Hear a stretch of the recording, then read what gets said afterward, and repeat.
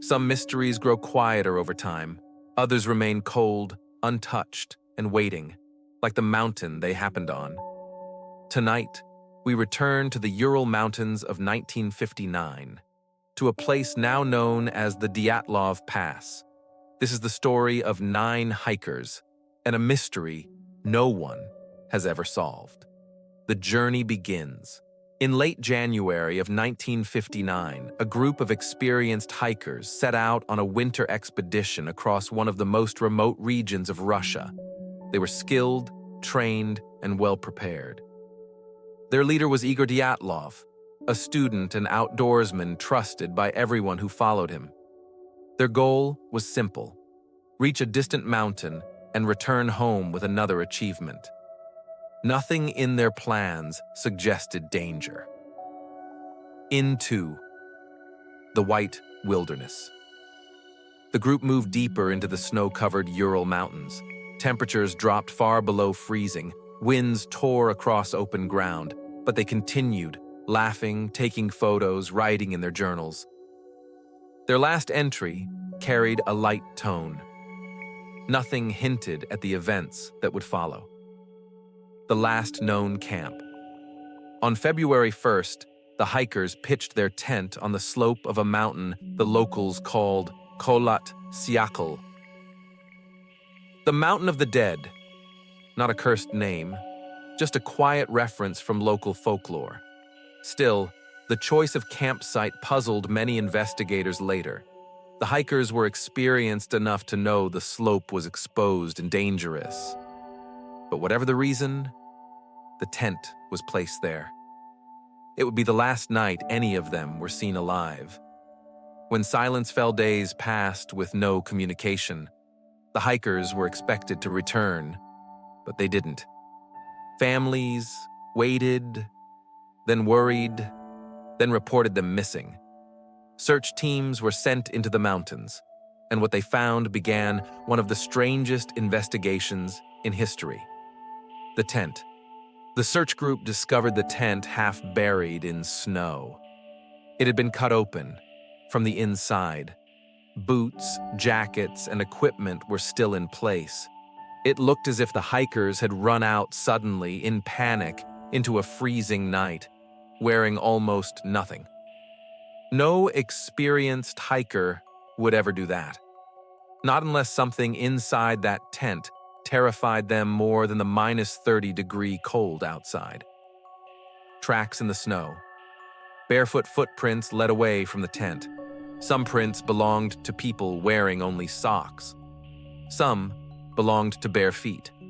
They walked, not ran, down the slope until the trail faded into the snowdrifts below. Something drove them out. But there was no sign of attackers, no avalanche, and no struggle. The first 2 bodies. Near a cedar tree at the edge of the forest, the search team found the first bodies.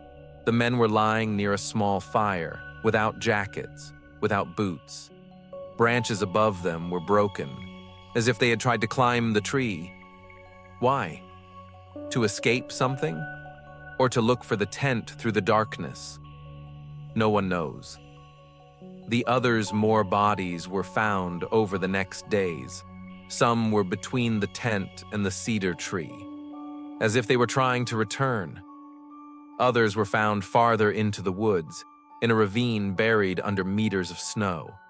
And their injuries were not simple. The unexplained injuries. One hiker had severe chest fractures, the kind only seen in high-impact car accidents. Another had a skull injury with no external wound. One woman was missing her tongue. Several had strange patterns of trauma that did not match any known animal attack. The medical examiner said the force required to create those injuries was beyond what a human can produce. But there were no signs of struggle, no footprints of others, no weapons, nothing. The radiation. Some of the hikers' clothes showed traces of radiation. Not high enough to kill them, but strange enough to add another layer to the mystery. Why would hikers in the mountains have radioactive clothing?